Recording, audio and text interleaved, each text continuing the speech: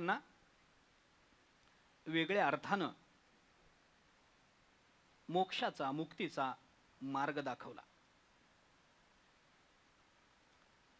त्या नंतर एक मोठी घटना घडली तिथे खरं म्हणजे, पण ते सगळं सांगायला आपल्याकडे आता वेळही नाही.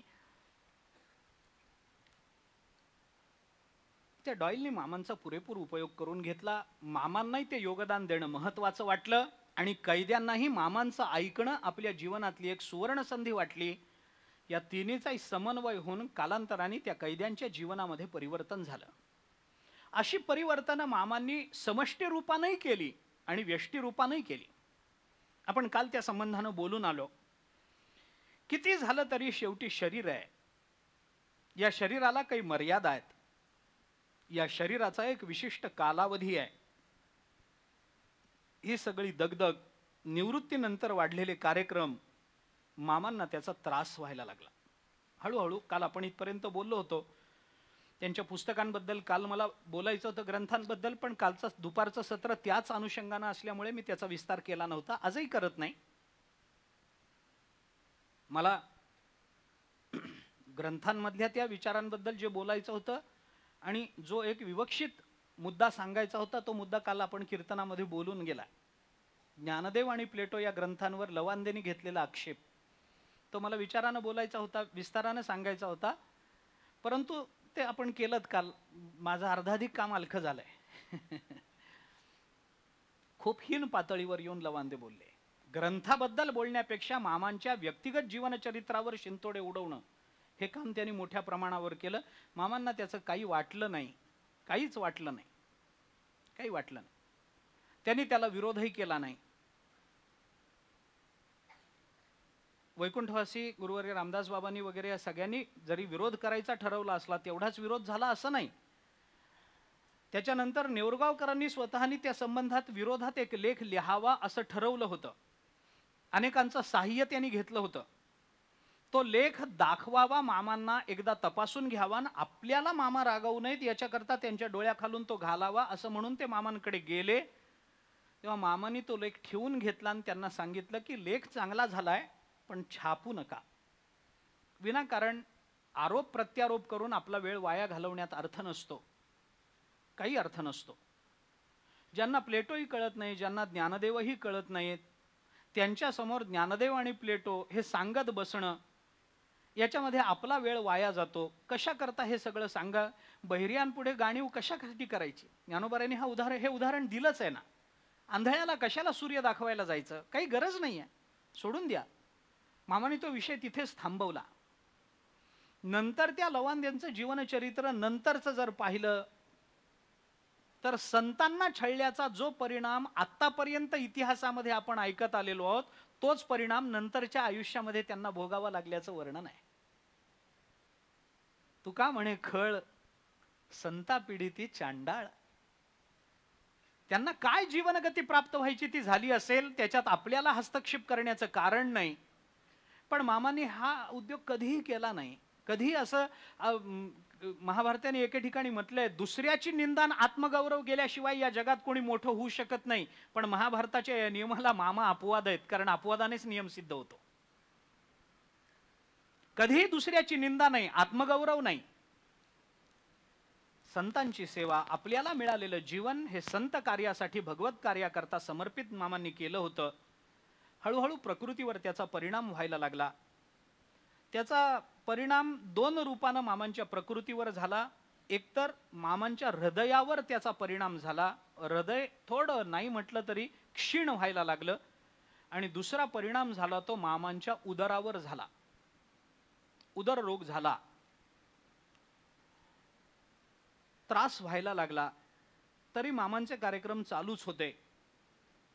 त्याच्याकरता ते गोडशांनी मामांना आराम पडावा याच्याकरता पांडुरंगाची एक संपन्न महापूजा केली होती, फक्त मामांना आराम पडावा एवढ्याकरता. मामांनी ते स्वीकारलं. ठीक आहे, माझ्याबद्दलच्या प्रेमभावनेने तुम्ही देवाकरता काही करत असाल तर माझ्याबद्दलची प्रेमभावना मान्य आहे मला. त्रास जास्त व्हायला लागला. पुण्याला आणावं लागलं, दाखवावं लागलं. लोकांची रीघ चालूच होते. कार्यक्रमाचा आग्रह चालूच होता. लोकांनी यावं, मामा आजारी येथे कळल्यानंतर त्यांच्याजवळ बसावं, त्यांना सांगावं, फार कार्यक्रम करू नका, प्रकृतीला जपलं पाहिजे, तुमच्यासारखे महात्मे असले तरच या समाजाला काही अर्थ आहे, अजिबात कार्यक्रम जास्त करू नका, फक्त आमची एक तारीख घ्या, फक्त आमच्याकडे या, आमच्या सप्ताहाला नाही म्हणू नका, पण जास्त त्रास करून घेऊ नका बरं का, पाहिजे तर आम्ही तुम्हाला गाडी पाठवतो. आग्रह चालूच होता. मामा कडक होते, पण प्रेमानं बोलावणाऱ्यांना कुठंतरी बाजूला टाकावं, त्यांच्या आमंत्रणाचा विचारच करू नये, आपल्या प्रकृतीला प्राधान्य द्यावं, पण त्यांच्या प्रेमाला प्राधान्य देऊ नये. मी मोठा आहे अशा पद्धतीची कोणती भूमिका मामांनी कधी घेतली नाही. अहो तब्येत बरी नाहीये, हो बरोबर आहे, मी थोडं कमी करीन कीर्तन, पण प्रेमानं बोलवतात ना. हजारो लोक वाट बघत असतील ना, त्यांना काय म्हणून या लोकांनी सांगायचं. कदाचित ते लोक ह्यांच्यावर तुटून पडतील, मामांचं नाव तुम्ही खोटं खोटं सांगितलं गर्दी जमावी म्हणून, कारण मामांच्या नावाला गर्दी जमत होती त्या काळात. मामांचं कीर्तन म्हटलं की गर्दी जमायची, जागा मिळायची नाही, लाखोनी लोक यायचे, मिळेल त्या वाहनाने यायचे. गर्दीत जागा मिळावी म्हणून केलेल्या अनेक युक्ती आपल्याकडे प्रसिद्ध आहेत. मामांचं कीर्तन होतं, गच्च गर्दी, एका गावचे लोक आले बैलगाडी बांधून, जागाच नाही बसायला. यांनी मामांना हार वगैरे आणलेला. आता ते मामा दिसायला अवघड, इतकी गर्दी, कुठेतरी छोटीशी मूर्ती दिसायला लागली. बरं त्या वेळेला सप्त्याचा झगमगाटही नव्हता, काय असायचं, ती छोटी मूर्ती अंधुक्ष प्रकाशामध्ये दिसायला लागली. तिथपर्यंत जावं कसं कळेना. त्यांनी काय युक्ती केली, तिथं गेल्यानंतर ते आजूबाजूला पांगले ते लोक, आणि त्यांनी त्या भरल्या समाजामध्ये त्यांच्या शेजारी असणाऱ्या गावातले लोक आधी आले होते आणि पुढे जाऊन बसले होते. त्यांनी तिथं अशी अफवा पिकवली की त्या गावात चोरी झाली आणि सगळं गाव लुटलं गेलंय. हे ऐकल्याबरोबर ते समोर बसलेले जे श्रोते होते ते पटापटा पटापटा उठले, आणि ते उठले की हे जाऊन बसले. तेव्हापासून श्रोते काय युक्त्या करतील हे सांगता येत नाही. गर्दी व्हायची, मामा म्हणायचे अहो माझ्या नावाने गर्दी होते ना, मग संयोजकांना त्याची अडचण होते. सोनोपंतांच्या नावावर कुणाला उभं करावं हा प्रश्न त्यांनाही पडतो, मामांना हे माहिती होतं, तरी कार्यक्रम चालू राहिले. डॉक्टर साठे आणि डॉक्टर फडके यांनी मामांवर शेवटपर्यंत उपचार केले. प्रवास होईना, क्षीणता यायला लागली, काय करावं कळेना. दरम्यानच्या काळामध्ये कोठेकर नाना मामांच्या सेवे करता राहिले. मामांना आता होत नाही, आरक्षण करणं, गर्दीत जाऊन जागा धरणं, त्यांचं सामान उचलणं. तसं जोपर्यंत मामा चांगले होते तोपर्यंत असं कुणाला तरी घेऊन फिरले नाहीत. आपली एक पिशवी आपल्या खांद्याला लावायची आणि जिथं जायचं तिथं जायचं. आपली पिशवी सुद्धा त्यांनी कुणाला घेऊ दिली नाही. माझ्या वडिलांनी तो अनुभव लिहून ठेवलाय त्यांच्या वरच्या लेखामध्ये. एका कार्यक्रमाकरता मामा देगलूरला येणार होते, नांदेडपर्यंत रेल्वेनं येणं होतं, म्हणून आज महाराजांनी वडिलांना पाठवलं, जा आणि रेल्वे स्टेशनवरून घेऊन ये म्हणून. वडील गेले, मामा उतरत होते, तर वडिलांनी विचारलं सामान कुठे आहे. तर मामा म्हणाले काही नाही, ही एवढी एक पिशवी आहे, एवढंच सामान आहे, 2 दिवसाकरता असं काय लागणार आहे, काही नाही. आम्ही 1 दिवसाकरता जातो तर आमच्या मोठ्या गाडीची डिकी पुरत नाही, एकाच दिवसाकरता एवढी एक पिशवी आहे. वडिलांनी त्या पिशवीला हात घातला, म्हणजे आता पिशवी आपण घ्यावी. तर मामांनी असा झटकला तो हात, वडिलांना वाटलं आपण काय अपमान केला त्यांचा. एकदम झटकला, चेहऱ्यावरचे हावभाव बदलले आणि एकदम ते म्हणाले माझं ओझं सांभाळण्याकरता मी समर्थ आहे, माझं ओझं सांभाळण्याकरता मी समर्थ आहे. हे वाक्य कोणत्याही काळात मामांच्या मुखातलं कुणालाही मार्गदर्शक आहे. माझं ओझं सांभाळण्याकरता मी समर्थ आहे. आणि मग त्यांच्या लक्षात आलं दोंडा महाराजांचा मुलगा आहे, आपल्याकरता आला, आणि लगेच म्हणाले अरे तसं नाही, माझी पिशवी घेऊन तू पळून गेलास तर म्हणून तुला नाही देणार. हे नंतरचं प्रेम ही वेगळी भावना आहे, हा वेगळा विषय आहे. परंतु मामांनी हे केलं आपलं ओझं कधी कुणाला उचलू दिलं नाही. आणि हाच नियम होता की काल जसं आपण बोललात की मामांनी प्रवासाच्या व्यतिरिक्त जेवढे पैसे दिले ते सगळे परत पाठवून दिले. मला आठवतं, म्हणजे अगदी अलीकडची गोष्ट, जोग होते ना, महाराज उतरत असत त्यांच्याकडे. जोग, विमजोग म्हणून खूप मोठे इंजिनियर होते. जोग कन्स्ट्रक्शन्स हे नाव जुन्या लोकांना बहुतेकांना आपल्यालाही माहितीच आहे. दादासाहेब जोगांनी मला हे सांगितलं. ते म्हणाले एकदा मी मामाही तिथं उतरत असत. मामांमुळे खरं म्हणजे महाराजांचा संबंध त्या घराण्याशी आला. पहिल्यांदा मामा जोग घराण्याशी जोडले गेले आणि मग महाराज जोडले गेले. मग त्यांनी मला सांगितलं, मी एकदा मामांना विचारलं की म्हणे तुम्ही कीर्तनानंतरची जी काही संभावना असते, जे काही पाकिट असतं, तुम्ही नाकारता. म्हणे हो नाकारतो. धुंडा महाराज घेतात. धुंडा महाराज तुमच्या जवळचे आहेत. धुंडा महाराजांना कोणी कीर्तनानंतर पाकिट दिलं तर त्याचा स्वीकार ते करतात. तुमच्या ते जवळचे आहेत, तुम्ही घेत नाही. घेणाऱ्यांना तुम्ही बोलता, त्यांना का नाही बोलत? त्यांना कधी का नाही सांगत की कीर्तनाचं घेत जाऊ नका काही म्हणून? मामाने त्यांना असं सांगितलं, मी घेत नाही हे योग्य आहे आणि धुंडा महाराज घेतात हे योग्य आहे. म्हणजे कसं काय? त्यांनी सांगितलं, अरे मी नोकरी केली आहे, मला पेन्शन मिळतं, मी एकटा आहे, मला सांभाळण्याकरता वैयक्तिक मला सांभाळण्याकरता ज्या पैशांची आवश्यकता असते ते पैसे माझ्या पेन्शनमधून मला मिळतात. धुंडा महाराजांनी काय करावं? त्यांना कुटुंब आहे, त्यांच्या मागे शिष्यवर्ग मोठा आहे, माझ्या मागे शिष्यवर्ग नाही.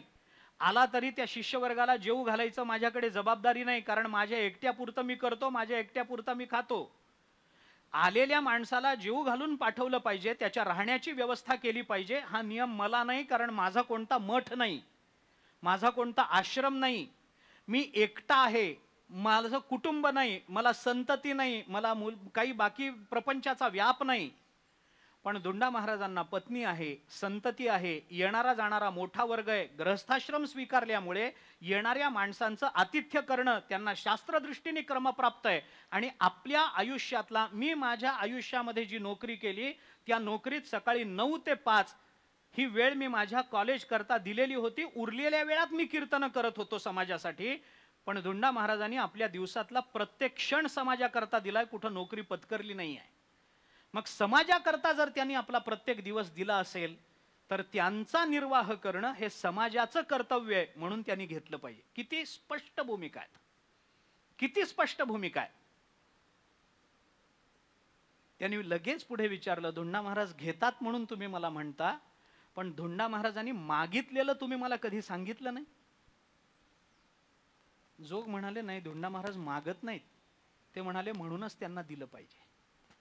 मागणाऱ्यांना जेवढं मिळतं त्याच्यापेक्षा न मागणाऱ्यांना मिळतं, हा भागवतातला नियम आहे. सध्याच्या वर्तमानातला संप्रदायातला नियम नाही आहे, हा भागवताचा नियम आहे. न मागणाऱ्यांना समाज सांभाळतच असतो, पुरेसं देतच असतो.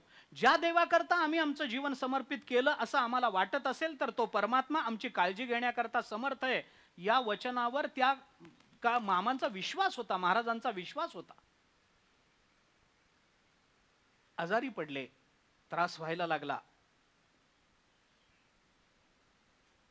पोटाचा जो त्यांचा विकार होता, त्या विकाराने नंतर थोडंसं भीषण रूप धारण केलं. मामांना शेवटच्या काळामध्ये जलोदर झाला. 5-5, 10-10 मिनिटाला त्यांना लघुशंके करता जावं लागायचं. 5-5 मिनिटांनी उठायचं, लघुशंके करता जायचं. हा रोग पूर्ण निवृत्त होईपर्यंत कीर्तन करायचं नाही असं मामांनी ठरवलं. त्याचं सरळ कारण होतं, कीर्तनामध्ये अवरोध करणं प्रकृतीच्या दृष्टीनं चांगलं नव्हतं. आणि कीर्तनामध्ये अवरोध करायचा नाही असं ठरवलं असतं तर कीर्तन सोडून लघुशंकेला जाणं हे संप्रदाय बाह्य ठरलं असतं. मामाने सांगितलं, याच्यापेक्षा आपण कीर्तन न करणं हा सगळ्यात सोयीचा मार्ग आहे. लोकांनाही त्रास नको, आपल्यालाही त्रास नको. या जलोदराने मामांना त्रास द्यायला सुरुवात केली. कारण एका त्या ह्याच्यामध्ये योग वासिष्ठांनी एके ठिकाणी असं म्हटलंय, त्या रामचंद्र प्रभू आणि विश्वामित्रांचा संवाद आहे. त्याच्यामध्ये रामचंद्र प्रभूंनी विश्वामित्रांना सांगताना असं म्हटलंय, मरणस्य मुने राज्ञे. असू द्या, काय नाही, आपण बसा. असू द्या, असू द्या, काय नाही, असू द्या. मरणस्य मुने राज्ञे जराधवल चामरा आगच्छतो अग्रे निर्याती स्वाधी व्याधी पताकिनी. त्याने असं सांगितलं, म्हणे राजा असं आहे, ते विश्वामित्र बोलतात प्रभुरामाच्या, म्हणे राजा असं आहे, मरणस्य मुने राज्ञो जराधवल चामरा. मरण आपल्याकडे यायला निघालं की यमधर्म काय करतात, एकदम मरणाला कधी पाठवत नसतात. राजा निघाला की एकदम राजाच डोळ्याला दिसतो असं नाही. पहिल्यांदा त्याचे घोडे दिसतात. आता त्रैलोक्य साम्राज्याचे चक्रवर्ती असणारे निघाले की एकदम ते दृष्टीला पडतात. काय, पहिल्यांदा नगारखाना दृष्टीला पडतो, मग घोडे दृष्टीला पडतात, मग ध्वज दृष्टीला पडतो, मग आपण त्यांचे पायीक असणारे आपण पहिल्यांदा दृष्टीला पडतो, आणि मग कुठंतरी त्याचा कळस दिसायला लागतो, आणि त्या चरणाचं दर्शन होणं हे प्रारब्धच असावं लागतं. सहजासहजी एकदम दिसत नाही. मग काय होतं, पहिल्यांदा तो काय करतो, तर ते चौरी ढाळणारे जे लोक असतात, राजा सिंहासनावर येऊन बसणार असं म्हटलं की एकदम राजा येतो आणि बसतो असं होत नाही. मग काय होतं, चौऱ्या ढाळणारे लोक पहिल्यांदा येऊन उभं राहतात. तसं मरण नावाचा राजा आपल्याकडे यायला निघाला की जराधवल चामरा, जराधवल चामरा म्हटलंय. तुकोबारायांनी याच्या पुढचं चिंतन केलंय थोडस. मग तो काय करतो, ते मरण काय करतं, पहिल्यांदा ते चौरी ढाळणारी जरा म्हणजे म्हातारपण हे आपल्याकडे पहिल्यांदा पाठवून देतो. ते म्हातारपण येतं, धवल असतं. धवल असतं म्हणजे काय असतं, पांढरं असतं. पांढरं असतं आणि ते चौरी ढाळणारे बाजूला उभे राहावे लागतात. त्याच्यामुळं तुकाराम महाराजांनी सांगितलं, जरा कर्णमुळी सांगो आली गोष्टी. कर्णमुळी इथं आजूबाजूला ते उभे राहतात. सांगो आली गोष्टी, मृत्याची ये भेटी जवळी आली. तुकोबारांनी त्याचा अनुवादच केला. जराधवल चामरा पहिल्यांदा येते. मग नंतर काय येतं, आगच्छतो अग्रे निर्याती, कोण, स्वाधी व्याधी पताकिनी. मग त्या पताका येतात, अब्दागिऱ्या येतात. विश्वामित्र सांगतात, राजा ऐक, तसं मरण आपल्याकडे यायला लागलं की ह्या पताका येतात. कोणत्या पताका, स्वाधी व्याधी पताकिनी. स्वाधी व्याधी पताकिनी. ज्ञानोबाराय निघाल्यानंतर घोड्यावर एकच पताका येते, दोन पताका येत नाहीत. तसं मामांकडे येताना फक्त एकच पताका आली, व्याधी. आधी आली नाही. मामांचं जीवनचरित्र मी ज्ञानोबारायांच्या बरोबरीनंच बोलतो. माऊली येताना एकच पताका दिसते आपल्याला. योग वासिष्ठ म्हणतं दोन पताका मरण पाठवतं, स्वाधी आणि व्याधी. पण माऊलींच्या बाबतीत एकच पताका आहे, म्हणून मामांच्या बाबतीतही एकच पताका आली, व्याधी. स्वाधी आली नाही. आयुर्वेद रोगाचे दोन प्रकार करतं, आधी आणि व्याधी. याच्यातली व्याधी म्हणजे शारीरिक रोग असतो आणि आधी म्हणजे मानसिक रोग असतो. माऊलींना कसला मानसिक रोग, माऊलींना कशाचं काय, मामांना तरी कुठला मानसिक रोग होता, चिंतामुक्त जीवन होतं.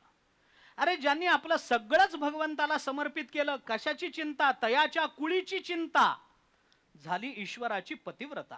अजून काय पाहिजे. तयाच्या कुळीची चिंता ईश्वराची पतिव्रता होते. मामांना कशाच्या चिंता होत्या, कशाचं भय होतं.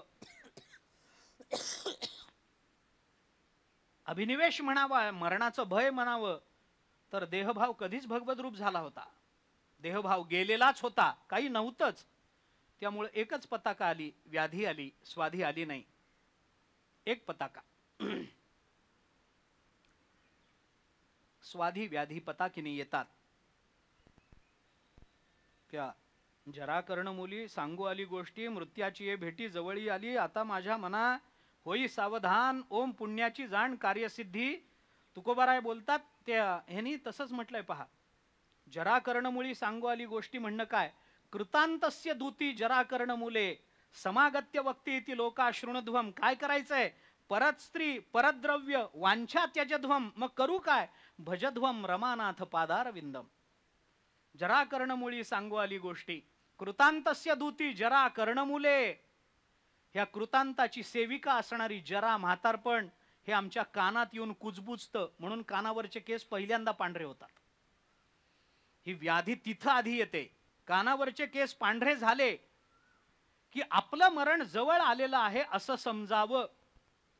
हे जुन्या काळचं सांगतोय मी. आता कधीही पांढरे होतात, जुन्या काळचं सांगतोय. म्हणून आपल्याकडे पद्धत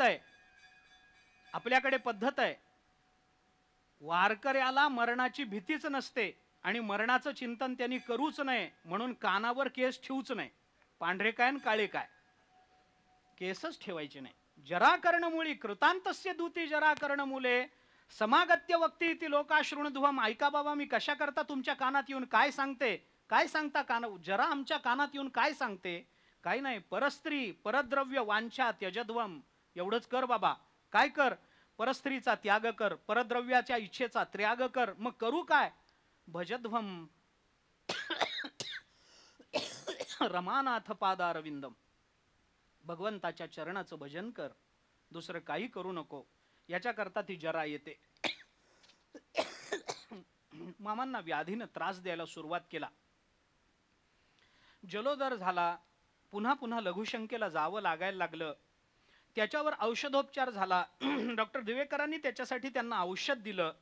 या औषधाचा परिणाम असा झाला की लघुशंकेकरता जावं लागणं कमी झालं, पण इतकं कमी झालं की लघुशंकेचा अवरोध व्हायला लागला. त्याचाही जास्त त्रास व्हायला लागला. बाहेर जाणारी लघुशंका त्रास देत नाही. वारंवार जावं लागतं हे खरं आहे, पण तिचा जर अवरोध झाला आणि ती जर पोटामध्ये साठून राहिली तर त्या आम्लामुळं आतड्यांवर परिणाम होतो. आतड्याला छिद्र पडायला लागतात. कारण लघुशंकेमध्ये आम्ल असतं. त्या आम्लाचा काही परिणाम व्हायचा तो होतोच. त्याचा अवरोध झाल्यामुळे ते आम्ल तीव्र व्हायला लागतं आणि तीव्र व्हायला लागलं की आपल्या आतड्यांना ते छिद्र पाडायला लागतं. कोणतंही आम्ल तसंच आहे. पोटात गेलं छिद्र पाडतच, कागदावर टाकलं कागदाला भोग पडतच.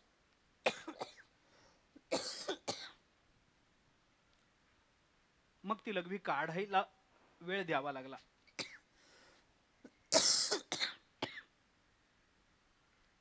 काय करावं कळेना. डॉक्टर फडक्यांच्या दवाखान्यामध्ये दाखल करावं लागलं. डॉक्टरांचं असं म्हणणं पडलं की लघुशंकेचा अवरोध करणं हेही बरोबर नाही आणि जलोदर होणं हेही बरोबर नाही. मग काय करायचं? काही नाही, याचं ऑपरेशन करावं लागेल.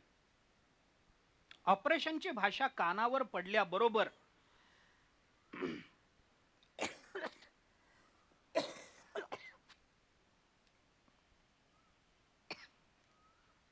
मामांनी त्यांना सांगितलं,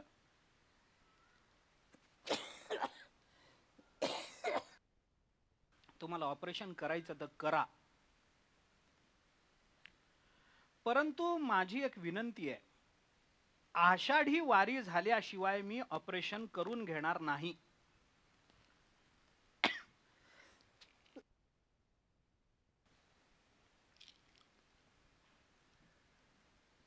बस ठीक, बस द्या, तुमचं देतो.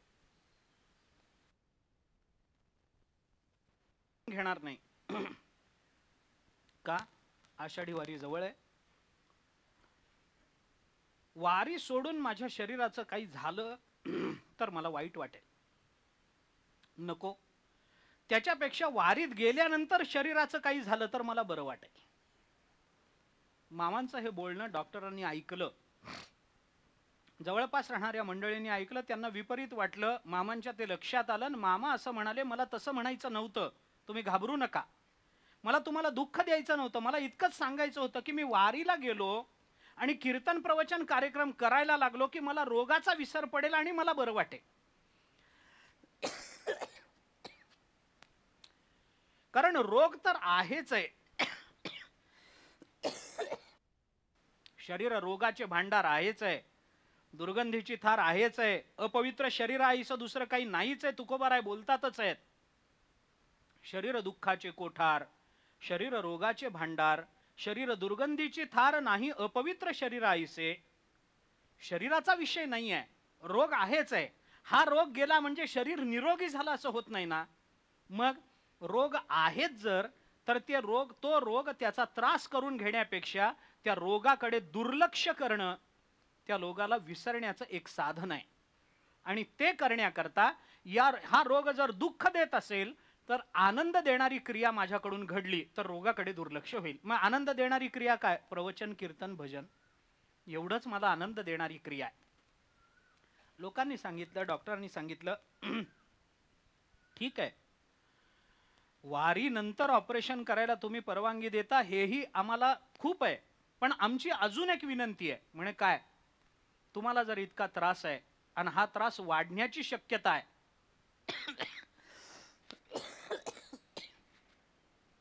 तर तुम्ही वारीला जाऊ नये असं आमचं म्हणणं आहे.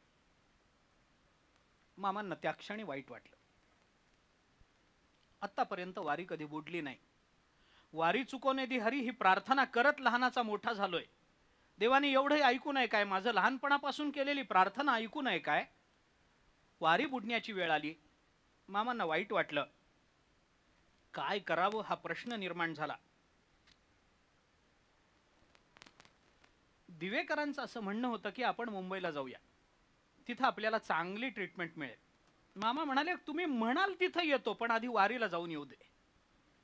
माझी वारी मला एकदा भगवंताच्या चरणाजवळ पोहोचवली, मग माझं काय व्हायचंय ते होऊ देत. मी मुंबईला येईन, तुम्ही म्हणालात तर पुण्यात राहीन, दोन्हीकडे नको. आळंदीला राहू म्हणालात तर आपण आळंदीला राहू, पण मला वारीला जाऊन येऊ.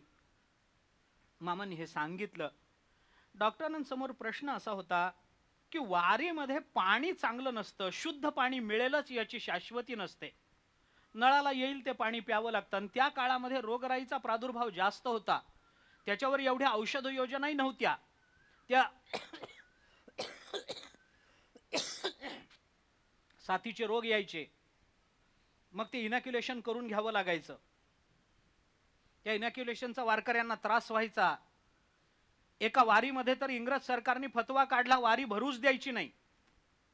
वारकऱ्यांना मोठा प्रश्न पडला. मामांकडे गेले सगळे, काय करावं कळेना. इनॅक्युलेशन भरते, इनॅक्युलेशन फार हे होतं, फार त्रासदायक होतं. ते इंजेक्शन पूर्वीचे साधे नव्हते. आता इंजेक्शन मध्ये फारच सुधारणा झाल्या. दिलं न दिलं कळतच नाही. नाही, आता इतकी प्रगती झाली की आपणच आपल्याला इंजेक्शन टोचून घ्यायची व्यवस्था सुरू झाली. ही प्रगती आहे. हो, ही प्रगती आहे विज्ञानाच्या दृष्टीनं. आपणच आपल्याला इंजेक्शन द्यायचं, मांडीत द्यायचं, इकडे द्यायचं, पोटावर द्यायचं. त्यावेळेचे ते सुई म्हणजे अशी दाभणासारखी असायची, त्याचा त्रास व्हायचा, त्याच्याने ताप यायचा, दंड सुजायचा. वारकऱ्यांना चंद्रभागेचं स्नान करता यायचं नाही, तापानं आजारी पडायचा तो. सगळे वारकरी गेले. बर, ते इंजेक्शन देणारे सगळे नवशिके डॉक्टर, त्यांना काय घेणं देणं वारकऱ्यांशी? सगळे नवशिके. त्यांना नीट कळायचं नाही, एकदम ते दंडात खुपसायचे, त्रास व्हायचा वारकऱ्यांना. सगळे गेले मामांकडे. त्यावेळेला करमरकर नावाचे कमिशनर होते. मामाने त्या कमिशनरांशी संपर्क केला, त्यांना अडचण सांगितली, काय अडचण आहे ती. इनॅक्युलेशनचा कायदा केला गेला होता त्या काळामध्ये. तो कायदा महत्वाचा आहे, संविधान पाळलं पाहिजे. हे जरी बरोबर असलं तरी त्याच्या बरोबरीनं लोकभावनेचा सुद्धा आदर केला पाहिजे. वारकरी वाटेल ते करतील, पण वारी बुडवू शकणार नाहीत. वारीच्या वेळेला ते पंढरपूर सोडून इतरत्र राहू शकणार नाहीत. तुम्ही त्यांच्या भावनेचा विचार करा. सुदैवाने ते करमरकर जे होते, त्यांच्या अंतःकरणात मामांविषयी अतीव अतीव आदर होता. अर्थात हे सांगायचं कारणच नाही. मला एक गोष्ट मी ते लिहिलेलंही आहे काय, पण असं आहे, ज्यांचं वारकरी संप्रदायाशी नातं आहे किंवा वारकरी संप्रदायाशी जरी नातं नसलं तरी संत वाङ्मयाशी ज्यांचं नातं आहे, मी नातं शब्द वापरतो, ज्यांचं संत वाङ्मयाशी नातं आहे त्यांना मामांबद्दल आदर असणारच आहे.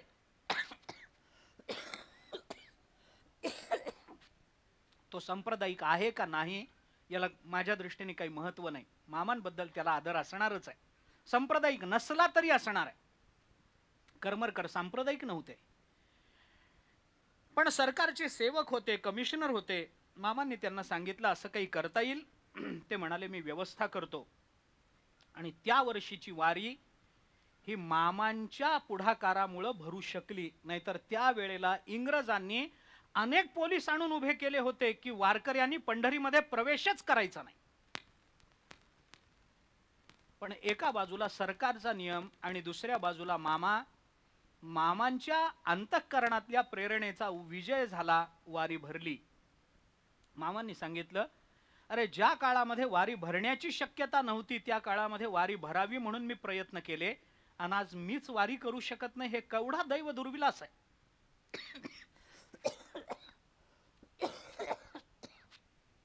काय करावं कळेना. डॉक्टरांचा आग्रह होता जाऊ नये. मामांची इच्छा होती जावं.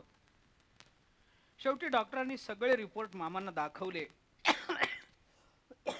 मामा म्हणाले हरकत नाही, मी जाईन, मी कार्यक्रम करणार नाही. पाहिजे तर एक करतो, सकाळी जातो पंढरपूरच्या मातीवर एकदा डोकं टेकवतो आणि त्याच गाडीत बसून परत येतो, पण मला पंढरपूरला जाऊ द्या. शेवटी डॉक्टरांना नमावं लागलं. डॉक्टर म्हणाले हरकत नाही, पण कार्यक्रम करायचा नाही. नाही, आम्ही सांगतो त्या नियमात वागायचं. चालेल, आम्ही सांगतो लगेच परत यायचं. येईन. अमक्याने आग्रह केला म्हणून 5 मिनिटं प्रवचन केलं, करायचं नाही, करणार नाही. लहान मुलांकडून एखादी नियमावली वदवून घ्यावी तसं मामांकडून या डॉक्टरांनी ही नियमावली वदवून घेतली. पण दुर्दैव असं आडवं आलं, उद्या सकाळी पंढरपूरला निघायचं, आदल्या दिवशी मामांना 104 डिग्री ताप आला रात्री. डॉक्टर म्हणाले अशा काळामध्ये या रोगात इतका ताप येणं प्रकृतीच्या दृष्टीनं चांगलं नाही आहे. तर आता आमची विनंती आहे की आपण जाऊ नका. मामांनी आग्रह धरला नाही. मामा म्हणाले ठीक आहे, तुम्ही डॉक्टर आहात, तुम्हाला या क्षेत्रातलं जास्त कळतं आणि तुम्ही माझ्या हितातच सांगता आहात, याच्यावर माझा विश्वास आहे, मी जाणार नाही. डॉक्टरांना बरं वाटलं. चला, आपल्या डोळ्यासमोर आता काहीतरी आपल्याला यांना हे करता येईल या उद्देशाने डॉक्टरांनी सांगितलं. मान्य, बरं झालं तुम्ही रद्द केलं, हे चांगलं झालं. पण मामा येणार नाहीत ही बातमी कर्णोपकर्णी इतकी पसरली की लोकांची रीक पंढरपूरच्या ऐवजी पुण्यातल्या हॉस्पिटलमध्ये सुरू झाली. मामा येणार नाहीत म्हणजे आजारी आहेत. मामा आजारी आहेत, मग पांडुरंगाचं दर्शन कधी घेता येईल. आता मामांचं दर्शन मिळालं पाहिजे या उद्देशाने लोकांची गर्दी वाढायला लागली. मामांच्या प्रेमामधले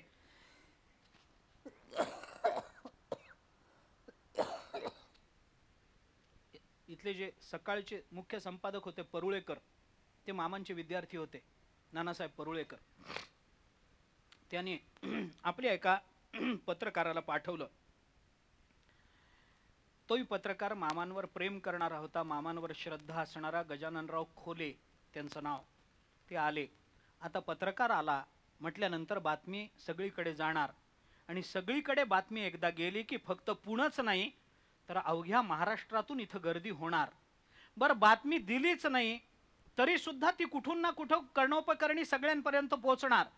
आणि मग विचित्र काहीतरी बातमी, कारण बातमी जेव्हा षटकर्णी होते तेव्हा त्या बातमीतलं तथ्य हे दुर्बल होत असतं. बातमीचा नियम असा आहे, आपण त्या कानगोष्टी म्हणून एक खेळ लहानपणी खेळत होतो का नाही. एक 10 जणांनी उभं राहायचं, एकाने दुसऱ्याच्या कानात काहीतरी सांगायचं, दुसऱ्यानी तिसऱ्याच्या, तिसऱ्यानी चौथ्याच्या, असं करत करत 9वा जेव्हा 10व्याच्या कानात सांगतो तेव्हा मूळ बातमी वेगळीच असते आणि सांगितलं गेलेलं वेगळंच असतं. बातमी षटकर्णी झाली की बातमीतलं तथ्य दुर्बल होतं. हा पत्रकारितेचा नियम आहे. आणि म्हणून मग त्या काळामध्ये त्या मामांच्या जवळ असणाऱ्या लोकांनी, डॉक्टरांनी असा निर्णय घेतला की विनाकारण मामा आत्ता आहेत, आजारी आहेत, पण बातमी षटकर्णी झाली तर कदाचित मामा गेलेच, अशी भावना किंवा अशी बातमी सगळीकडे प्रसारित होईल, याच्याकरता म्हणून आपणच बातमी वर्तमानपत्रात देऊ. म्हणून बातमी त्यावेळेला आली, हरिभक्ती परायण सोनोपंत दांडेकर निमोनियाने आजारी, अशी एक बातमी आली. तो निमोनिया नव्हता, पण हे सांगितल्याशिवाय लोकांच्या मनातले संभ्रम दूर होणार नाहीत आणि ठीक आहे निमोनियाच आहे, होईल कमी, अशा लोकांना दिलासा मिळेल म्हणून अशी बातमी त्या काळामध्ये वर्तमान पत्रामध्ये प्रसारित झाली. त्याच्यामध्ये त्यांनी विस्ताराने दिलं होतं. कारण वर्तमानपत्राचे मुख्य संपादकही मामांचे विद्यार्थी आणि बातमी देणारा पत्रकारही मामांचा भक्त. त्यामुळे त्यांनी दोघांनी ती गुप्तता पाळून मामांना खरंच काही गंभीर आजार आहे हे लोकांना कळू दिलं नाही. पण तरी मामा आजारी म्हणल्यानंतर बाकीच्या लोकांना दिलासा मिळाला. पण पुण्यातले लोक विचार करायला लागले की मामा पुण्यात आहेत, आजारी आहेत, आपण जर नाही बघून आलो तर काय होईल, नको आपण एकदा बघून येऊ. कारण होतं असं दुर्दैवाने लोकमानस हे वेगळंच असतं वेगळं असतं. त्यावेळची रुग्णाची अवस्था ही वेगळी असते आणि त्या रुग्णाला सांभाळणाऱ्या लोकांची जी अवस्था असते त्यांच्या मनोभूमिका वेगळ्याच असतात. लोकांच्या भावनेमध्ये भक्ती जास्त असते, आजूबाजूच्या लोकांमध्ये काळजी जास्त असते आणि मनोरुग्णाची जी भावना असते ती या बाबतीत मात्र पंढरीची वारी चुकली या दुःखाची असते. पंढरीची वारी चुकली याचं दुःख मामांना, आजूबाजूच्या लोकांना मामांची तब्येत चांगली राहिली पाहिजे आणि लोकांना मामांचं दर्शन झालं पाहिजे. काय करावं हेच कळेना. बरं कुणाला नाही म्हणावं कुणाला हो म्हणावं काही कळेना. बरं त्याच्यात मामांचा स्वभाव असा गमतीचा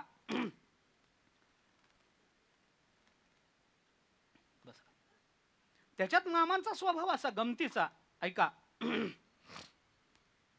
की एखादा वारकरी आलेला दिसला, प्रेमातला असला, पूर्वी त्यांनी काही सेवा केलेली असेल किंवा सच्चा प्रामाणिक नियमनिष्ठ वारकरी आहे, मामांना लक्षात आलं आणि तो आग्रह करायला लागला, नाही मला जाऊ द्या, मामांना बघू द्या.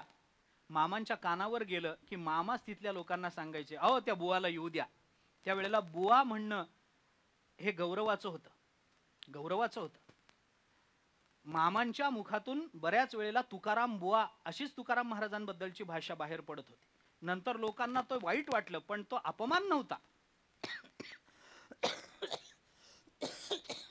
आदराचा शब्द आहे, आदराचा शब्द आहे आणि तो आपल्याला लागला याचं कौतुक असलं पाहिजे, कौतुक असलं पाहिजे. झालं मामाच म्हणत असं, अहो त्यांना येऊ द्या येऊ द्या, बऱ्याच दिवसांनी भेटलेत, या या या बसा, काय बरं चाललंय ना, पंढरपूरला निघालात काय, तब्येत बरी आहे का. मामाच त्याच्याशी इतकं बोलायचे की मग कुणालाच काही करता यायचं नाही. बरं त्या माणसाला असं वाटायचं, बघा मामा मला आत बोलवतात आणि ही मंडळी मला जाऊ देत नाहीत, हे झारीतले शुक्राचार्य आहेत, आम्हाला जाऊच देत नाहीत. मामा बोलवतात आम्हाला आणि ह्यांना काय अडलंय, आम्हाला बोलवतात, आमचा त्यांचा संबंध वेगळा आहे, यांना माहिती नाही. काय करावं. शेवटी जवळच्या लोकांनी मामांना सांगितलंय, पा कोण येईल तुम्हाला भेटेल याच्याबद्दल तुम्ही चिकित्सा करू नका. ज्यांना तुम्हाला खऱ्या अर्थाने भेटायचंय आणि तुम्हाला ज्यांना भेटायचंय अशा व्यक्तींना तुमच्यापर्यंत आणण्याची जबाबदारी आमची. मामांचा त्रास वाढला. त्या अवस्थेमध्ये मामांना एक हृदयविकाराचा झटका येऊन गेला. अंगात ताप, जलोदर झालेला, त्याच्यात एक हृदयविकाराचा झटका आला. खूप औषधं झाली,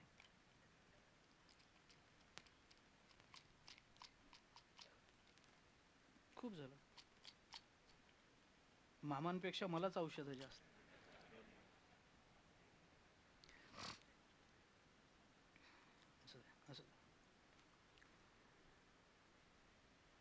हृदयविकाराचा झटका आला.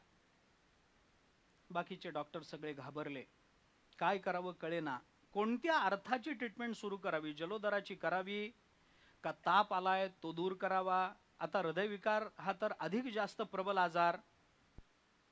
पुष्कळ पुष्कळ पुष्कळ प्रयत्नाने हृदयविकाराचा झटका आला. त्याच्यावर योग्य औषध योजना झाली.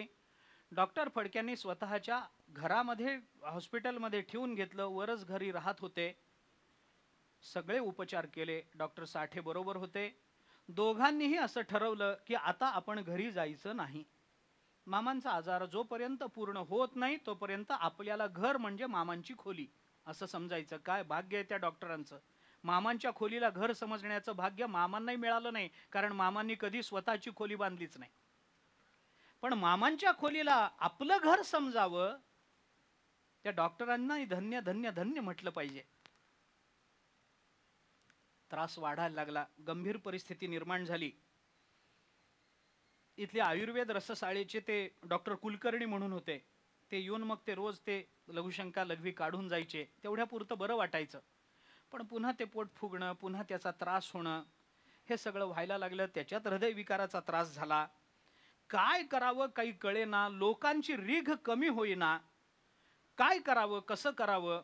शेवटी असा निर्णय घेण्यात आला की येणाऱ्या लोकांच्या भावनेलाही आपण विरोध करू शकत नाही. मग काय करावं? तेव्हा त्या मामा ज्या खोलीमध्ये होते त्या खोलीतल्या दरवाजाला एक भोक पाडण्यात आला. त्या खोलीमध्ये 2 पलंग होते. एका पलंगावर झोपल्यानंतर खिडकीतून जरा बरा वारा येत असे म्हणून मामा म्हणाले, मी या पलंगावर झोपतो, जरा खिडकीतून वारा येईल आणि खिडकी उघडली की प्रकाश जर आला तर मला त्याच्यात ज्ञानेश्वरी वाचता येईल. त्याही अवस्थेमध्ये भावना तीच. म्हणून मग ते तिकडे थांबले. मग त्याच्या समोरच्या दरवाजाला एक भोग पाडण्यात आलं मोठं, ज्याच्याने मामांचा चेहरा लोकांना दिसू शकेल अशा पद्धतीनं. आणि मग येणाऱ्या माणसांनी लांबून यायचं, तिकडे बघायचं. बरं, त्याच्यातही गंमत अशी व्हायची की नळ्या वगैरे लावलेल्या असल्यामुळं मामा जर भिंतीकडे तोंड करून बसले तर लोकांकडे त्याची पाठ व्हायची. त्या दाराला पाडलेल्या छिद्रातून फक्त मामांची पाठ दिसायची. आणि मग त्या भाविकांना अजून वाईट वाटायचं, मामाने माझ्याकडे पाठ केली, मामाने माझ्याकडे पाठ केली, वाईट वाटायचं. मग मामाचं तोंड आपल्याकडे होईपर्यंत तो दरवाजामध्ये उभा राहायचा. मामाने ठरवलं, आपल्या नुसत्या एका अंगावर होण्याने जर आपल्याकडे येणाऱ्या प्रेमातल्या माणसाला त्रास होत असेल, आपण आता दरवाजाकडे पाठ करायची नाही. किती त्रास, किती त्रास. एका अंगावर झोपून राहायचं. हृदयाला विकार आहे, पोटामध्ये पाणी साचतं आहे, अंग सगळं क्षीण झालंय, इंद्रिय दुर्बल झाली आहेत. पण भाविकांचा विचार मनामध्ये, आपल्याला भेटायला येणाऱ्या लोकांना त्रास होऊ नये, आता भिंतीकडेच पाठ करून झोपायचं, दरवाजाकडे पाठ करायची नाही. डॉक्टर म्हणायचे, थोडा वेळ तिकडं, नाही नको, येणाऱ्या माणसाला माझी पाठ दिसली तर नको नको. जगाकडे माऊलीने कधी पाठ केली नाही. जगाकडे तुकोबाराय कधी पाठ करत नाहीत. मामाने कधी जगाकडे पाठ केली नाही. कायम समाजाभिमुख वृत्तीनं मामा राहिले.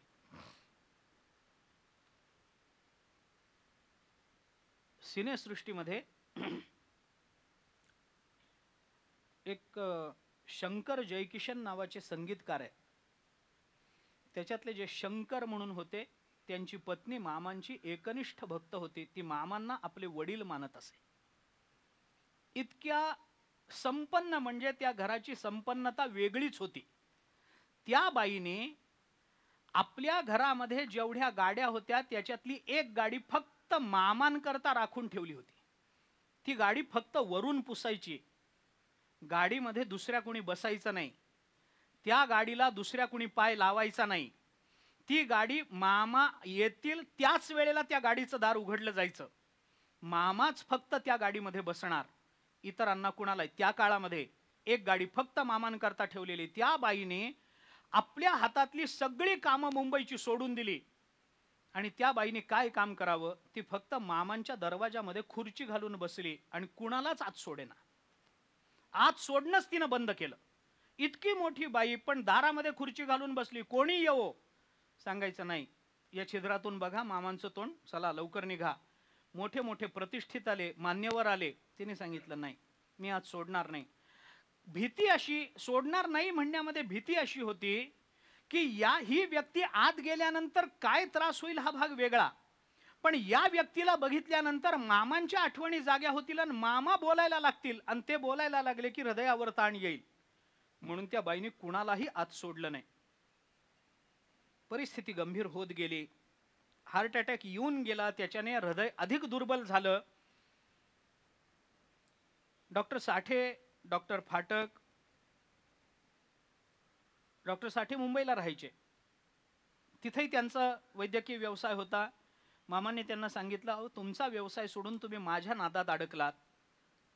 मामांचं बोलणं तरी काय असावं, माझ्या नादात अडकलात, माझ्याकडून तुम्हाला काही फार पैसे मिळणार नाहीत, तरी सुद्धा तुम्ही तुमचा इतका व्याप सोडून माझ्या करता राहिलात, एकदा बघून तरी या. मामांच्याच आग्रहावरून डॉक्टर साठे मुंबईला गेले. पण डॉक्टर फडके रोज त्यांच्या संपर्कामध्ये राहिले. रोजच्या रोज त्यांना प्रकृती कळवत असत. डॉक्टर साठेंचं म्हणणं असं की मामांनी मुंबईला यावं. डॉक्टर साठ्यांना असं वाटत होतं, मुंबईला नेऊन एकदा ऑपरेशन केलं तर बरं होईल. डॉक्टर फडक्यांनी मामांना सांगितलं, डॉक्टर जर तुम्हाला मुंबईला घेऊन जाणार असतील तर तुम्ही जावं असं मला वाटतं. मामाने त्यांना एक सूचक वाक्य सांगितलं. मामा डॉक्टर फडक्यांना असं म्हणाले, फडके असं म्हणाले, जर डॉक्टर साठे मुंबईला नेऊन तुम्हाला योग्य पद्धतीने उपचार देणार असतील तर आपण मुंबईला स्थलांतरित व्हावं असं माझं मत आहे. इथं राहिलात तर मला अडचण नाही, पण तुमच्या प्रकृतीच्या दृष्टीनं तुम्ही मुंबईला जावं असं मला वाटतं. मामांनी फडक्यांना सांगितलं, जायचंच असेल तर वारी झाल्यावर बघू. मुंबईलाच जायचं असेल तर वारी झाल्यावर बघू असं जर मामा म्हणाले असते तर चिंतनाचा विषय नव्हता. पण मामा म्हणाले, जायचंच असेल तर वारी झाल्यावर बघू. आता जायचंच या शब्दाचा लक्ष्यार्थ इतरांना कळाला नाही, पण मामानी सूचक त्यांनी ते सांगून ठेवलं, जायचंच असेल वारी झाल्यावर बघू आपण. फडक्यांनी आग्रह केला, मामा जायला तयार नाहीत. डॉक्टर फडक्यांनी अशी युक्ती केली, ते असं म्हणाले, पा तुम्ही साठ्यांना नाही म्हणू नका, कारण साठे तुम्हाला इथं घ्यायला येणार आहेत आणि त्यांच्या गाडीतून तुम्हाला पंढरपूरला घेऊन जाऊन मग मुंबईला नेणार आहे. हे कळल्यावर मग मामांना खूप आनंद झाला. हां, तसं असेल तर जातो म्हणाले, तसं असेल तर जातो. बरं वाटलं सगळ्यांना. मुंबईला गेल्यानंतर काहीतरी त्रास होईल, तो निवृत्त करायला बरं वाटेल, सोपं जाईल असं म्हणून मामांना मुंबईला न्यायचं ठरलं. एकदा आपण बघूया की मुंबईला जाण्याची योजना आपल्याला करता येते का. कारण मागे डॉक्टर साठ्यांनी मामांना आग्रह केला होता की चला आपण मुंबईला जाऊ, मुंबईला जाऊ, जलोदर झाला त्यावेळेला. आणि त्याही वेळेला मामा म्हणत होते की मुंबईला नेऊन तुम्ही ऑपरेशन करणार असाल तर आषाढी वारी होऊ दे. तर बाकीच्या डॉक्टरांचं म्हणणं होतं मुंबईला गेलं पाहिजे. मामांचं म्हणणं असं होतं की मुंबईला नेण्या इतकी जर माझी तब्येत चांगली आहे तर मग पंढरपूरला नेण्या काय अडचण आहे. तब्येतच चांगली असेल किंवा नसेल तर मुंबईला जाण्याला तब्येत चांगली आहे, मग पंढरपूरला जायला काय अडचण आहे. कुठेही प्रवासच करायचा. मुंबई काय आणि पंढरपूर काय. तुमच्या दृष्टीनं प्रवास ही अडचण असेल तर माझ्या दृष्टीने गाव ही अडचण आहे. मला मुंबईला नेण्यापेक्षा तेवढ्याच ताकदीनं पंढरपूरला न्या. नेऊ दिलं नाही. पण मुंबईला नेण्याच्या आधी हृदयविकार येऊन गेला म्हणून एक कार्डिओग्राम काढून बघावा आणि मग मुंबईला न्यायची तयारी करावी म्हणून डॉक्टरांनी कार्डिओग्राम काढला. आणि ते जे चित्र उभं राहिलं, सगळ्या डॉक्टरांचे चेहरे गंभीर झाले. कार्डिओग्राम चांगला आला नाही. सगळी व्यस्तता होती, सगळी व्यस्तता. काय करावं कळेना, कसं वागावं कळेना. पहिला झटका येऊन गेला. त्याच्यानंतर 4-5 दिवसानंतर मामांची तब्येत थोडी बरी झाली. औषध योजना लागू पडायला लागली. त्या औषध योजनेला मामा प्रतिसाद द्यायला लागले. हे सगळं चांगलं चांगलं चांगलं चांगलं घडायला लागलं आणि प्रस्थानाचा दिवस आला. माऊलींचं प्रस्थान. तर माऊलींचं प्रस्थान म्हणजे आळंदीला गर्दी आणि प्रस्थानात मामा नाहीत आणि हॉस्पिटलमध्ये म्हटल्यानंतर प्रस्थानाची गर्दी सगळी पुण्याला. भाविकांची रीघ लागली. काय करावं कुणालाच कळेना. डॉक्टर दारात बसून राहिले, मिसेस शंकर दारामध्ये बसून राहिल्या. ते द्वारकाताई म्हणून तिथं एक परिचारिका होत्या, त्या कायम लोकांना थांबवत राहिल्या. नानाबुवा कोठेकर होते, दिवेकर होते, मामांचे एक विद्यार्थी होते राग जोग म्हणून, रामभाऊ जोग. त्यांनी पुष्कळ प्रयत्न केले पण रीघ काही केल्या थांबेना. माणसं यायला लागली. मामांनाही त्यांना बोलावं वाटायला लागलं. वारकरी आल्यावर वारकऱ्यालाच बरं वाटू शकतं, दुसऱ्या कोणाला बरं वाटणार. काय करावं काही कळेना. मामांची लघवी पुन्हा अडून पडली. अडकल्यानंतर डॉक्टरांना त्याचंही कारण काय व्हायला लागलं, ती लघवी एकदा पोटामध्ये अडकली की ते पोट वाढायला लागलं की त्याचा ताण वर यायला लागला. वर हृदयावर त्याचा ताण यायला लागला की हृदयाला वेदना व्हायला लागल्या आणि हृदयाच्या वेदना डॉक्टरांना नामंजूर होत्या. याच्याकरता ती लघवी लवकरात लवकर काढावी याच्याकरता नळी लावून ठेवली. मामांना त्याचाही त्रास झाला. एका अंगावरून दुसऱ्या अंगावर व्हायचं म्हटलं तर प्राणांतिक वेदना व्हायच्या. मामांना त्रास व्हायला लागला. भाविकांना त्रास होऊ नये म्हणून मामांनी एका अंगावर झोपणं पसंत केलं. झालं. मामांना 4-5 दिवसानंतर प्रस्थान होऊन गेलं. लोकांची गर्दी पुढे गेली. माऊली हल्ली पुण्यातून सासवडच्या दिशेनं माऊलीने प्रस्थान केलं. सगळं झालं. तब्येतीला औषध लागू पडायला लागलं. कुठंतरी लोणंद वगैरे मुक्कामी बरडला बरड मुक्कामी मामांना पुन्हा एकदा, माऊली बरडला असताना मामांना पुन्हा एकदा सौम्य झटका आला, पुन्हा त्रास झाला. त्रास झाल्यानंतर तिथं बातमी आली. महाराज त्यावेळेला बरडला होते. महाराजही तिथं धावत आले, सगळं सांगितलं. आल्यानंतर महाराज भेटले, बाकीची प्रेमाची मंडळी भेटली, जवळची मंडळी, सगळा सोहळा टाकून धावत आली. मामांनी बघितलं, दुखणं विकोपाला गेलेलंच होतं. आयुष्याची संध्याकाळ मामांनी जवळ केली होतीच. मामांनी आपल्या निर्याणाच्या काही भूमिका आपल्या मनाशी ठरवल्याही असतील कदाचित. हळूहळू मामांनी त्या लोकांना सांगितलं, कुठे? म्हणे बरडला आहोत. आणि मग वारी सोडून माझ्याकरता यायचं असतं काय? माऊली सोडून माझ्याकरता कशाला येता? जा तुम्ही, जा, चिंता करू नका, आता मला बरं वाटतंय. दशमीचा दिवस उजाडला. मामांनी जवळच्या लोकांना सांगितलंय, पा उद्या एकादशी आहे, तुमच्या सगळ्यांची वारी आहे. इथं डॉक्टर आहेत, हे द्वारकाताई माझ्या बरोबर आहेत अखंड, मिसेस शंकर इथे आहेत, तुम्ही चिंता करू नका. माझी वारी बुडालेलीच आहे, तुमची तरी वारी माझ्यामुळे बुडू देऊ नका, त्याचं पातक माझ्या माथी येऊ देऊ नका, जा तुम्ही. मामांनी सगळ्यांना वारीला पाठवून दिलं. दशमीच्या रात्री मामांनी सांगितलं, एकादशीला जवळची सगळी मंडळी वारीला गेली, पांडुरंगाचं दर्शन घेतलं, त्या पावली सगळी मंडळी परत आली. मामांकरता पांडुरंगाच्या गळ्यातला हार आणला, बुक्का आणला, पांडुरंगाचा प्रसाद आणला. मामा म्हणाले, उठून बसतो, प्रसाद घेतो, पांडुरंगाचं चिंतन करतो. उठून बसले, कपाळाला बुक्का लावला. प्रसादाचा म्हणून आणलेला हार, नारळ मामांना दिला. यांनी वर्णन केलंय, सुंदर वर्णन केलंय निरगावकरांनी. ते म्हणतात, मी पंढरपूरला गेलो, पांडुरंगाचं दर्शन घेतलं, मामांकरता हार आणला, नारळ आणलं, प्रसाद आणला, पांडुरंगाच्या गळ्यात मामांना उठून बसवलं, पांडुरंगाचा हार मामांच्या गळ्यामध्ये घातला, नारळ दिला, त्यांच्या चरणावर मस्तक ठेवून म्हणालो, तुम्हीच आमचे पांडुरंग आहे, आम्हाला दुसरा पांडुरंग माहिती नाही, तुम्ही आमचे पांडुरंग, आणि पांडुरंग नित्य आहे अशी आमची भावना आहे, तुम्हाला काही होऊ नये अशी मी मनात प्रार्थना केली. एकादशीचा दिवस चांगला गेला, मामांना बरं वाटलं. पंढरपुरातून मंडळी यायला लागली. जाता जाता पुन्हा मामांना भेटावं जावं, पुन्हा गर्दी व्हायला लागली. द्वादशी गेली, मामांच्या पोटात अन्न जाईना, जलोदरामुळे त्रास व्हायला लागला. त्रयोदशी चांगली गेली, मामांची प्रकृती सुधारेल असा विश्वास निर्माण व्हायला लागला. आणि आषाढ शुद्ध चतुर्दशीचा महाराष्ट्राच्या इतिहासातला तो काळा दिवस उगवला. भगवंताची काय इच्छा होती मला माहिती नाही, मामांचे काय संकल्प होते आपल्याला कळायला काही मार्ग नाही, पण चतुर्दशीचा दिवस मामांनी नक्की केला होता हे मात्र नक्की आहे. चतुर्दशीचा दिवस उजाडला.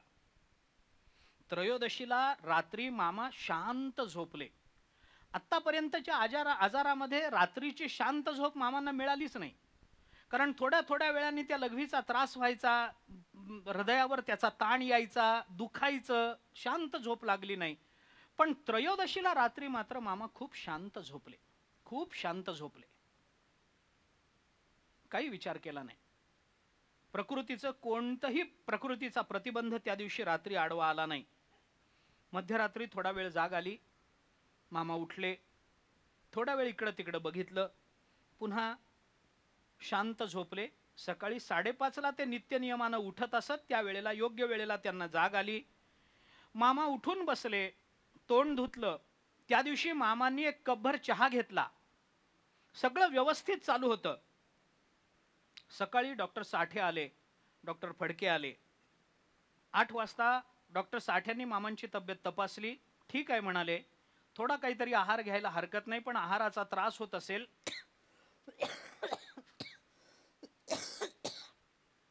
आणि प्रकृतीला ताकद यायची असेल तर मोसंबीचा काहीतरी रस घ्या असं सांगितलं. मामाने मान्य केलं. मामाने मोसंबीचा रस घेतला, कपभर चहा घेतला, प्रकृती तपासली, पुन्हा एकदा कार्डिओग्राम काढला, बरा आला. पूर्वी इतका वाईट नव्हता. मामांची प्रकृती सुधारते आहे, बरं आहे असं सगळ्यांना वाटलं. डॉक्टर निघून गेले. मामा पुन्हा विश्रांती घेण्याकरता पडले. येणाऱ्या अत्यंत जवळची जी मंडळी होती त्यांच्याबरोबर मामा बोलत होते. बोलताना त्यांचा विषय अर्थातच आजाराबद्दल जरी विचारलं तरी सुद्धा लोकांचं असं असतं, त्यांना आजाराबद्दल बोलायचं असतं आणि रोग्याची मानसिकता अशी असते की त्यांनी आजाराबद्दल न बोलता आपल्या आवडीच्या विषयाबद्दल बोलावं. मामांना कुणीतरी विचारणारं, ज्ञानेश्वरीचं विचारणारं पाहिजे होतं आणि लोक येऊन त्यांना विचारत होते तब्येत बरी आहे का. पण मामांचा आवाज स्पष्ट. काय असतं, भेटायला येणाऱ्या लोकांना कळत नाही आपण काय बोलतो, कुणाशी बोलतो, काय बोलावं, काय बोलू नये, याच्या नैतिक नियमांची त्यांना काही जाणीव नसते. म्हणजे हॉस्पिटलमध्ये भेटायला गेलेल्या माणसाला त्या रोग्यालाच माणसं म्हणतात, काय झालं, काय नाही हो, परवा जरा थोडं छातीत दुखलं म्हणून डॉक्टरांनी इथं दाखल करून घेतलंय, अजून 4-5 दिवस राहा म्हणतात, मला घरी जायची इच्छा आहे. माणसं तिथं त्यांना म्हणतात, अहो आमच्याकडे असंच झालं, एकाच्या छातीत दुखलं जागेवरच गेला हो, आता ह्यानी कसं ऐकावं ते सांगा ना. काहीतरी भावना पाहिजे का नाही, आपण कुणाशी बोलतो आहोत, काय बोलतो आहोत. मामांच्या जवळ राहणाऱ्या मंडळींना अर्थात या गोष्टीची सर्वार्थानं जाणीव होती. त्यामुळे कोणी मामांजवळ जाऊन बसावं याचा निर्णय घेऊन ते आत सोडत असत. मामांचा आवाज त्या दिवशी स्पष्ट होता, खणखणीत होता. त्यांना जे बोलायचं ते सगळं बोलत होते. आणि ही बातमी मामांना त्रास झाला. एकादशीला मामा आले नाहीत. वर्तमानपत्रात बातमी आली, पुण्यापर्यंत आली. मामांना भेटायला म्हणून वारी करून अमृतबुवा आले. अमृतबुवा मामांचे अंतरंग भक्त होते. त्यांचं चाली म्हणणं, त्यांचं राहणं, त्यांची सेवा, त्यांची सात्विकता, त्यांची ज्ञानोबराय तुकोबरायांवर असणारी भक्ती मामांना प्रिय होती. अमृतबुवा मामांना खूप प्रिय. कीर्तनामध्ये 3 मिनिटाच्या पुढे मामांना चाल गेलेली आवडत नसे. चाल म्हणणाऱ्यांनी 3 मिनिटात चाल म्हणावी. 3 चे 3.5 मिनिटं झाले तरी आहे तिथं चाल थांबवून मामा विठ्ठल विठ्ठल भजन घेत असत. अमृतबुवा त्या मापात बसणारे होते. त्या मापात अमृतबुवांनी सांगितलेला विचार आहे हा. मुंबईला मोठा सप्ताह झाला, मोठमोठे गायक तिथं. मामा कीर्तनाला उभे राहिले. अमृतबुवा सगळ्यात शेवटी टाळ घेऊन उभे होते. अभिमानच नाही ना कशाचा. मामांचं कीर्तन आहे, आपण टाळ घेऊन उभं राहायला पाहिजे एवढंच माहितीये. टाळ घेऊन कुठेतरी मागे उभे होते. निरूपणाचा अभंग घेऊन झाल्यानंतर मामांनी माईक वरून अमृतबुवांना बोलवून घेतलं. या चाल म्हणा. का मर्यादित वेळेमध्ये चाल म्हणणारे तुम्हीच दिसता. त्यांना बोलवून घेऊन चाल दिलं. काय भाग्य असेल. ज्ञानदेव नामदेव कीर्तन करी पुढे देव नाचे पांडुरंग, जनी म्हणे ज्ञानदेवा बोला अभंग.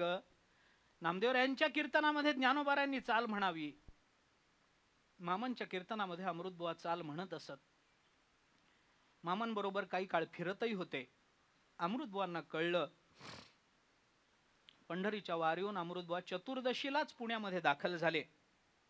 अमृतबुवा पंढरपूरहून आले. मामांचं प्रेम, अगाध प्रेम होतं अमृतबुवांवरती. अमृतबुवाने मामांची खूप सेवा केली. खूप विद्यार्थी दशेमध्ये मामांचं स्नान झालं की त्यांचं धोतर पिळून टाकणं, इथपासून मामांना पाय दाबलेले आवडत नसत. पाय दाबलेलं, अंगाला हात लावलेलं मामांना आवडत नसे. पण क्वचित प्रसंगी त्रास झाला तर मामांनी फक्त अमृतबुवांनाच सांगावं पाय दाब.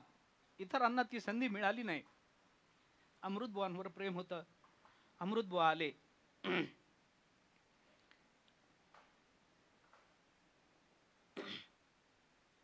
मामांना बरं वाटलं.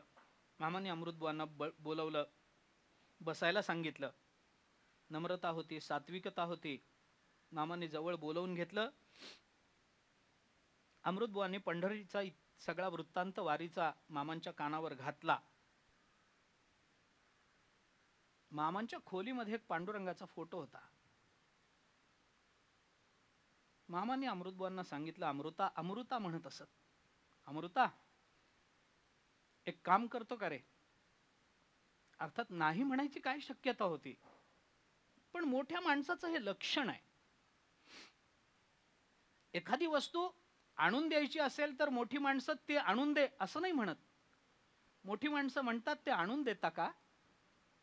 एवढंच, नुसतं आणून दे आणि आणून देता का एवढ्यामध्येच माणसाचा मोठेपणा कळतो. ते आणून दे असं म्हणणं हा मामांचा स्वभाव नव्हता. अमृता एक काम करतो का रे? म्हणे करतो. काय काम आहे? मामाने त्यांना सांगितलं, माझ्या समोर बसून काही अभंग म्हण, मी सांगतो ते म्हणतो. कोणते अभंग म्हणू? अभंग म्हण योगिया दुर्लभ तोम्या देखिला साजणी म्हण. अमृतबुवांनी म्हणायला प्रारंभ केला. योगिया दुर्लभ झाला.